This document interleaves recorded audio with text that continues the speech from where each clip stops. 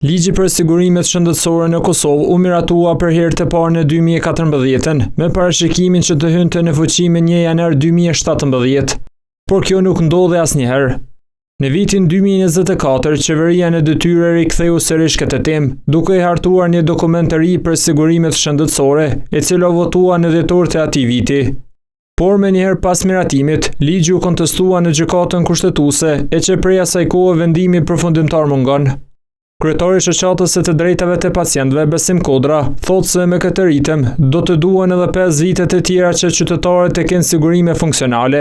Shumë pacientë kanë bariera financiare për të qasur në shërbime shëndetësore, siç thot raporti Progresit, rreth 18% e njerëzve nuk shkojnë fare te mjeku pa mundësi për të mbuluar tarifat financiare. Në Ministrinë e Shëndetësisë thonë se janë në pritje të aktgjykimit të gjykatës kushtetuese. Nga Kuvendi i Republikës së Kosovës, Ministria e Shëndetësisë është njoftuar zyrtarisht që ligji për sigurimin e detyrueshëm në kujdesin shëndetësor është kontestuar në gjykatën kushtetuese dhe për këtë jemi në pritje të aktgjykimit.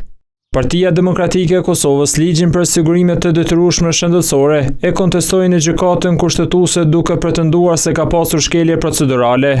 Kjo lëndë është në procedurë të shqyrtimit nga gjykata. Vendimi do të merret pasi që të shqyrtohen të gjitha aspektet kushtetuese të pretendimeve të bëra në kërkesë nga pala parashtruese në përputhje me Kushtetutën, ligjin për gjykatën kushtetuese dhe rregullorën e punës së gjykatës.